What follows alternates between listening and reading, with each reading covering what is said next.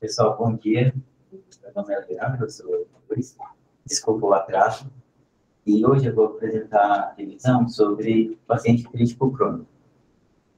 Eu já queria começar a apresentação colocando o título de alguns dos artigos de revisão. Eu acho que eles dão bem a tônica do que vai ser a discussão. Bom, o que eu pensei da gente discutir hoje? Conversar sobre como surgiu esse conceito do paciente crítico crônico, depois como a gente define os fatores de risco, qual que é a fisiopatologia envolvida, o quadro clínico, o desfecho pós-UTI e o manejo. Bom, então, começando do começo, né? Nos últimos anos, com o avanço com os avanços de tecnologia ou das pesquisas na UTI, a gente teve uma redução de mortalidade. Isso daqui é um estudo nos Estados Unidos, e aqui em 2012, no último levantamento, a mortalidade estava em torno de 10% de pacientes da UTI. Então, legal, né? Nossos cuidados foram avançando, a mortalidade foi caindo, só que, ao mesmo tempo, a mortalidade, agora aqui já pegando de 2000 para frente, ela ficou praticamente a mesma, aqui em torno de 10%. Mas o que chama a atenção? Quando a gente olha para onde esses pacientes foram, cada vez menos pacientes foram para casa e cada vez mais pacientes foram para outros hospitais de longa permanência.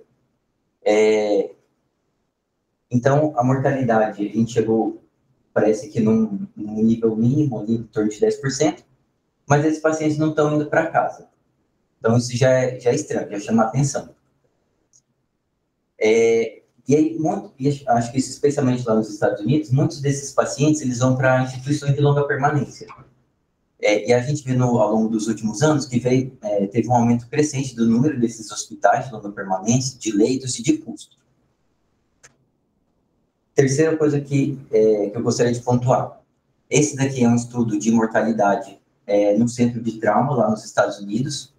E aí tem um dado bem interessante aqui. Quando a gente olha a mortalidade no hospital, a bolinha, ao longo dos anos ela foi caindo. Então, legal, né? A gente foi avançando no cuidado, a mortalidade foi caindo. Mas aí, quando a gente olha a mortalidade em um ano, depois da alta, ela foi subindo. E aí, quando a gente junta as duas coisas, ficou basicamente a mesma coisa. Então, juntando todas essas informações, os pacientes estão morrendo menos, mas eles estão indo menos para casa, e quando a gente olha em um ano, a mortalidade parece que continua a mesma. Então, parece que a gente só está, talvez, só empurrando um problema para frente.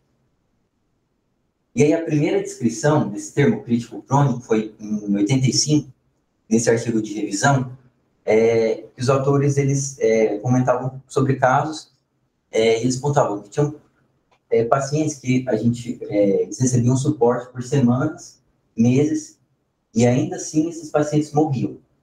E ele começa a ponderar quais desses pacientes que ficam tanto tempo na UTI, precisando de suporte, quais deles realmente têm alguma chance de conseguir receber uma alta hospitalar e ter uma vida, uma boa qualidade de vida. Então, desde 85, conforme a gente foi vendo esses avanços dos cuidados, que a mortalidade foi caindo, ao mesmo tempo que a mortalidade caiu, começou a aumentar o número desses pacientes que vão ficando na UTI, por conta do suporte. E ainda mais ficando na UTI, e depois que vão de alta, acabam não indo para casa. Então, como estava tendo esse número crescente desses pacientes, que ficavam em internação prolongada ou iam para o hospital de longa permanência, na literatura começou um movimento de tentar entender quem são esses pacientes que ficam muito tempo na UTI. A primeira definição de crítico crônico, as mais antigas, elas são baseadas em tempo de ventilação mecânica. E aí a gente usou um corte arbitrário de 21 dias de ventilação mecânica. Esse estudo aqui, o Provent, é uma corte que ela, para criar um score prognóstico desses pacientes com ventilação mecânica prolongada. Então, a gente chamou de crítico crônico desses pacientes com 21 dias de ventilação e os demais pacientes. Quando comparou os dois grupos, o que teve de diferença interessante esses dois grupos. Então, primeiro, o tempo de internação em UTI, né, 36 dias contra 5 dias. Mas outras coisas também, a idade, os pacientes críticos crônicos, em geral, um pouco mais idosos. O SAPS-3, que é um score que a gente usa, né, que preenche lá no MV, quando o paciente chega, que é um score de gravidade aguda. 69 contra 59, então maior nos pacientes os críticos crônicos. E também, nesses críticos crônicos, os pacientes tinham mais comorbidades, né, mais insuficiência cardíaca, mais DRC, mais imunossupressão. E na maioria desses pacientes, o quadro inicial foi em sepse. Então, quando a gente compara entre os pacientes que tiveram uma alta precoce, que foram ficando na UTI, essas três coisas chamam a atenção. Em geral, são pacientes mais idosos, mais comórbidos e pacientes com quadro agudo inicial mais grave. Aqui é só para mostrar o score. Então, eles fizeram uma análise e olharam aqui. A partir do 21º dia de ventilação mecânica, quais variáveis estão relacionadas com a mortalidade? É basicamente idade e disfunção orgânica. Então, quanto mais idoso, maior a pontuação. E aqui as disfunções orgânicas, hematológica, hemodinâmica, renal. E é interessante aqui, se no 20 pacientes que estão mais de 21 dias ventilados, se eles tiverem um Provent score de 4 ou 5, a mortalidade em um ano é de 100%. Então, isso é muito significativo. Mas o principal que eu gostaria de mostrar aqui é quando a gente comparou o Provent com o SAPS. Então, a gente pegou um score de gravidade aguda, de quando o paciente chegou na UTI, e a gente comparou com um score que a gente fez ao longo da internação na UTI, depois do 21º dia. E o que é interessante? O SAPS, nesses pacientes com internação prolongada, ele não conseguia mais predizer mortalidade. Aqui o Provent sim. Então, esses pacientes que persistiam com disfunção orgânica, estavam mais associados, eram associados com uma maior mortalidade, mas o score de gravidade inicial, depois de um tempo, ele perdia a acurácia de predizer se o paciente ia sobreviver ou não. E aí, abaixando a régua, aqui a gente estava analisando 21 dias, eles fizeram um segundo estudo, analisando com 14 dias, eles encontraram as mesmas informações. Então, pacientes que estão em ventilação mecânica há mais de 14 dias, se esses pacientes continuam, persistem com outras disfunções orgânicas, provavelmente acaba sendo um marcador de mortalidade mais eficiente do que o score de gravidade inicial. Então, isso dá uma ideia que esses pacientes que vão ficando na UTI, como o score de gravidade inicial ele perde a acurácia, acho que a gente pode entender que o problema inicial foi resolvido. Mas esses pacientes vão ficando.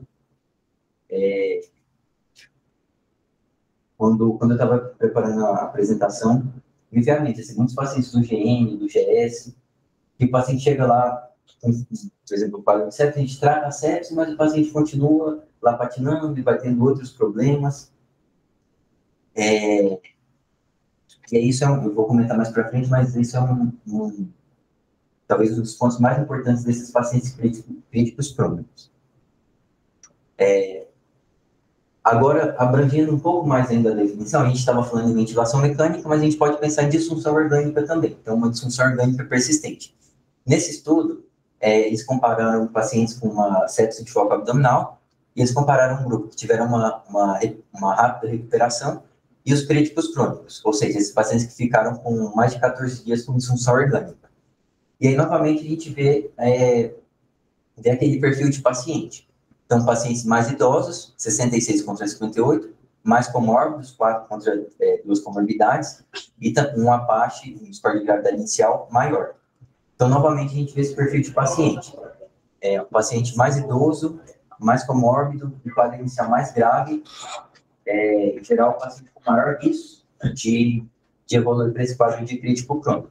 E aí, quando a gente olha o sofro ao longo do tempo, esses pacientes persistem com sofro elevado, então persiste com esse quadro de disfunção orgânica. Bom, até agora a gente estava falando de suporte orgânico, de tempo. Primeiro a gente começou com ventilação mecânica, agora a gente meio que abrangeu para as outras disfunções. Primeiro a gente pensava em 21 dias, a gente viu que não precisava ser tanto tempo, então 14 dias. Esse estudo, eu acho que talvez seja o principal estudo desses paciente crítico crônico, que é uma coorte da ANSEICS, que os autores eles buscaram uma definição mais conceitual desse paciente crítico crônico. Eles queriam uma resposta de quando o paciente virava a chavinha, quando ele deixava de estar na UTI por conta do problema inicial e ele se tornava um crítico crônico. Qual foi a ideia deles? Comparar um score de gravidade inicial com um score baseado nas comorbidades do paciente. E, conceitualmente, eles definiram que o paciente crítico crônico seria o paciente que fica na UTI a partir do tempo em que as comorbidades prévias passam a predizer mais o prognóstico do que um score de gravidade inicial. E aí eles encontraram um número mágico, que é aqui no 10º dia. Então, em geral, aqui eles colocam subgrupos, mas em geral, quando os pacientes chegam no 10º dia de UTI, na maioria dos casos, o quadro inicial a gente já conseguiu resolver, fez o suporte, o paciente melhorou, mas se ele continua na UTI a partir do 10º dia, não é mais pelo problema inicial. Ou é por descompensação de alguma comorbidade prévia, ou é por surgimento de novas intercorrências agudas na UTI. E é um dado interessante que esses críticos crônicos, eles corresponderam a 5% dos pacientes, parece pouco, só que quando a gente olha leitos-dia, correspondeu a 1/3 dos leitos. Que é aqueles pacientes clássicos lá do GM. O paciente vai ficando, os outros leitos vão girando, o paciente fica lá meses. Então, quando a gente olha por paciente, parece pouco, mas quando a gente olha para os leitos, esses pacientes ocupam uma quantidade significativa das vagas da UTI.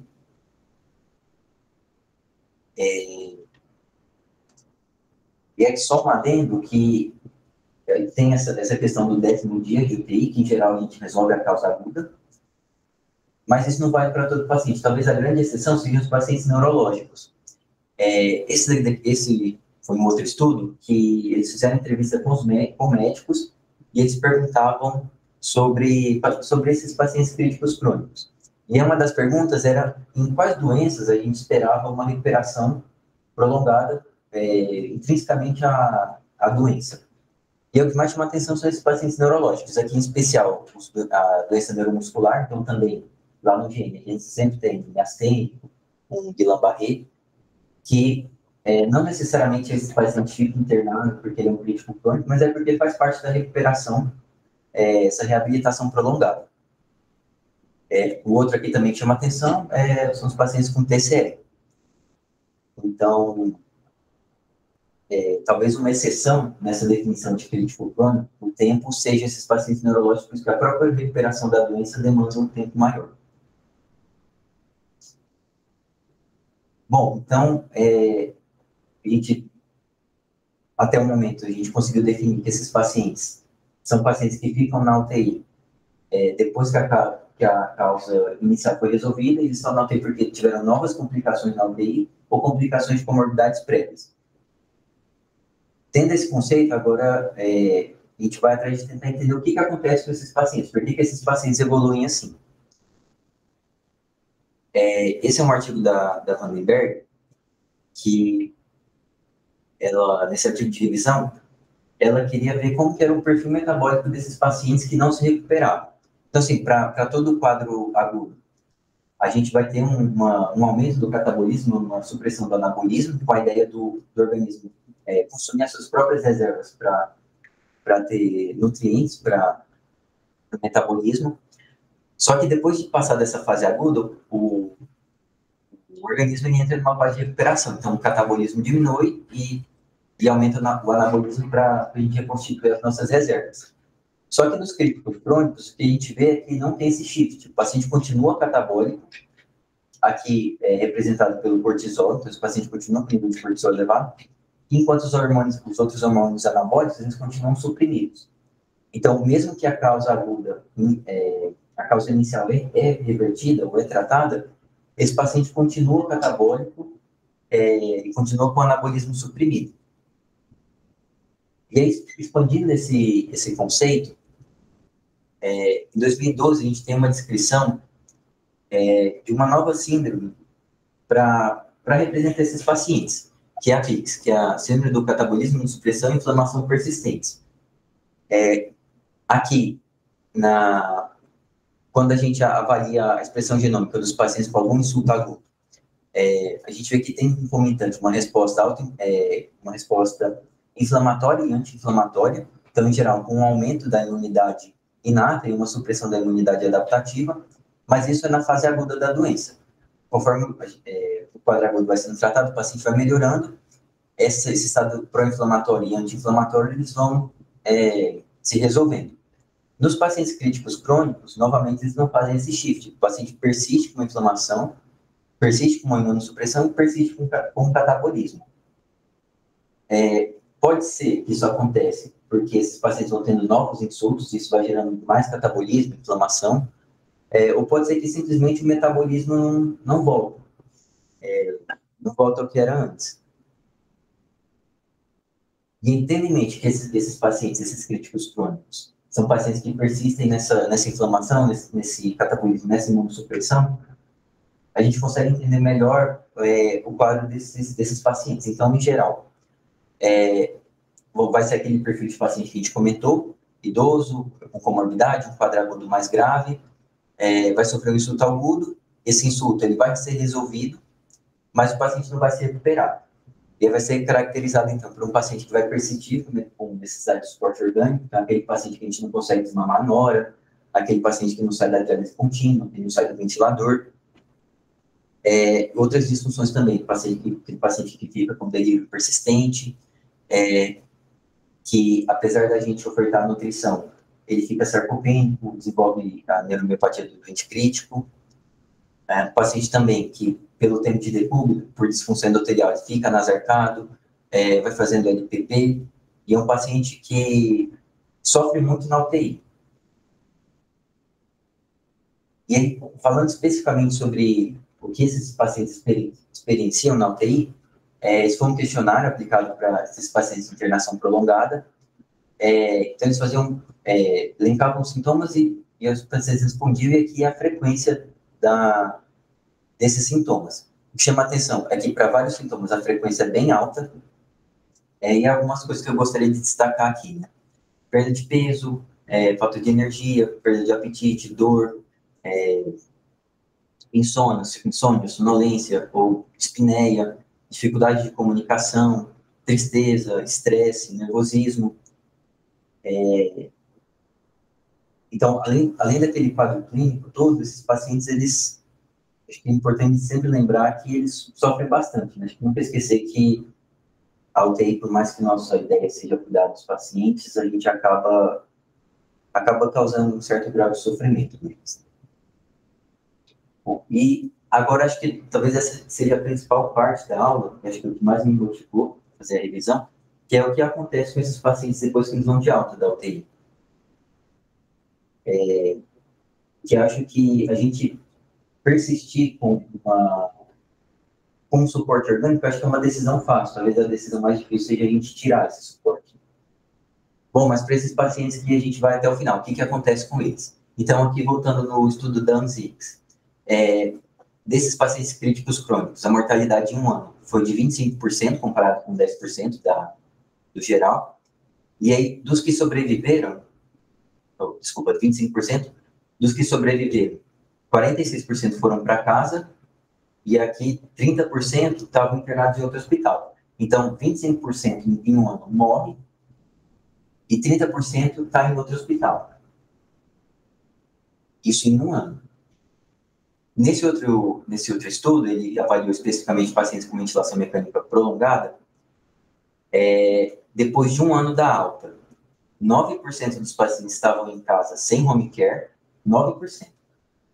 37% estavam em casa com home care, 10% estavam internados em outro hospital e 44% morreram. Dos que sobreviveram, quando a gente perguntava sobre a qualidade de vida, 50% falavam que tinha uma qualidade de vida ruim. O que eu quero sintetizar aqui com essas informações? esses pacientes, eles têm uma alta mortalidade, e dos que sobrevivem, eles têm uma alta morbidade, uma qualidade de vida muito ruim. Quando a gente vai conversar com as famílias, chama a atenção que existe um gap entre a equipe médica e a família. Nesse questionário, nesse estudo, os autores fizeram um questionário com as famílias, eles colocaram algumas perguntas e checavam com a família se eles achavam importante falar sobre determinado tópico. Então, aqui, basicamente, todos os tópicos aqui os familiares achavam importante conversar sobre, mas aqui é a porcentagem de familiares em que não foi discutido sobre isso. Quais eram esses tópicos? Qual que era a funcionalidade esperada do paciente depois da alta, como seria a qualidade de vida dele, o estado cognitivo, mortalidade em um ano, quais serviços ele precisaria depois da alta hospitalar e os custos que a família teria com o paciente. Então, todas essas informações, elas são relevantes para os familiares, mas aqui 60%, 90% dos familiares não foi discutido com familiares sobre isso. Então, acho que dá a ideia que a gente fala muito pouco com a família sobre como vai ser depois da UTI. E nesse outro estudo, eu acho que é ainda mais gritante, que ele compara aqui o familiar com o médico. A pergunta sobrevida em um ano. Familiares, acho que 93% achavam que o paciente já está vivo, 44% dos médicos. Uma boa qualidade de vida, 83% da família, 4% dos médicos. E pacientes sem grandes limitações, 71% das famílias e 6% dos médicos. Ou seja, isso passa a ideia de que os médicos sabem que esses pacientes têm uma grande chance de morrer, e quem sobrevive tem uma grande chance de ter uma qualidade de vida muito ruim, mas ainda assim isso não é comunicado para a família. E aqui a gente, conversando diretamente com os pacientes, nesse questionário, é sobre quais são as coisas mais importantes para o paciente, o que chama a atenção. Estar em casa, ainda ter uma capacidade cognitiva confortável, um conforto cognitiva preservado, um conforto físico, ter as suas decisões respeitadas, não se sentir um fardo, preservar a independência, conseguir ainda cuidar da família, estar espiritualmente, emocionalmente em paz. E aqui, como menor prioridade, estar vivo a qualquer custo. Então, de novo, tem um gap de comunicação com a família e com o próprio paciente. Parece que o que a gente está fazendo não é muito bem o que os pacientes gostariam, que esses pacientes estão indo para casa, mas ou vão morrer ou vão ficar com uma qualidade de vida muito ruim. Esse quadro pós-alta da UTI é tão importante que ganhou um nome também. Também chama PICS, que é a síndrome pós-UTI. Isso daqui é especialmente importante nesses pacientes que ficam muito tempo na UTI. Mas eu vou fazer uma outra revisão em agosto, e aí vou falar especificamente sobre isso. Então, só para deixar um gancho, mas eu não vou me aprofundar agora. Bom, e por último, eu coloquei manejo, porque não tem tratamento para esses pacientes críticos crônicos. Tudo que a gente tentou fazer de modular o catabolismo, de modular o metabolismo para inibir esse catabolismo, essa resposta inflamatória, a gente falhou. E a gente tem diversos estudos, a gente tentou dar GH, glutamina, um aporte proteico aumentado, insulina, proteína sinacéptica, vitamina C, aqui é a proteína C ativada, ódio de uma meta nutricional precoce. Tudo que a gente tentou fazer para modular esse catabolismo, modular essa PICS, a gente não conseguiu. E aí, nesse artigo de revisão, os autores deixam um norte de como a gente deveria fazer o cuidado desses pacientes críticos crônicos. Ele comenta desmamamento do ventilador, medidas para delírio, além de ter um cuidado, pensando em cuidado curativo, também um cuidado paliativo, prevenção de infecções, um suporte nutricional, trabalho interdisciplinar. Eu estou passando bem por cima sobre isso, porque, na verdade, isso daqui lembra muito o que a gente costuma fazer no dia a dia, que são o nosso bundle de boas práticas.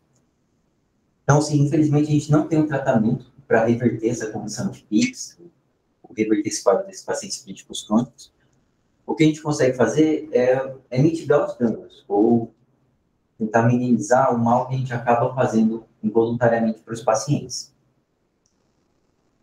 Eu não vou me aprofundar nesse plano, porque acho que isso é uma coisa que permeia a residência inteira, permeia a nossa prática inteira, mas acho que mais a ideia de que é isso, a gente infelizmente não consegue tratar, mas a gente tem sempre tem uma preocupação de que se a gente não está agregando mais morbidade a esses pacientes. Até porque uma das principais causas de perpetuação na internação na UTI são infecções, né? Os pacientes ficam imunossuprimidos, e então por isso é sempre a nossa preocupação, né? De tirar acesso ou esquema de uso racional por antimicrobiano. A maioria desses pacientes vai acabar morrendo por infecção. A última coisa que eu queria colocar é que esse daqui é um dos poucos RCTs que a gente tem para esses pacientes críticos crônicos. No caso aqui, como a gente viu que é um sofrimento muito grande para o paciente, para a família, esse RCT, ele comparou, ele queria analisar o impacto de ter uma equipe de cuidados paliativos na UTI.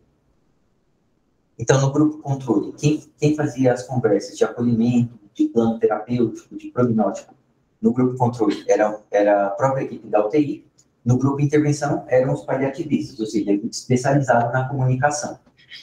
E aí o desfecho foi analisar nos familiares sintomas de estresse, ansiedade e estresse pós-traumático. E aí eu acho que os autores acabaram sendo surpreendidos, não era o resultado que eles esperavam. Porque, assim, para ansiedade e depressão não teve diferença, mas para estresse pós-traumático, eles utilizaram essa escala, a pontuação foi maior, 25 contra 21, no grupo intervenção. Ou seja, os familiares em que a gente delegava a comunicação por cuidados paliativos, os familiares tiveram mais sintomas de estresse pós-traumático. Só para finalizar, para mim foi bem difícil fazer essa revisão, porque a gente ainda não tem uma literatura muito robusta. E é um tema bem espinhoso que eu acho que toca bem na nossa ferida, que são aqueles pacientes que a gente não consegue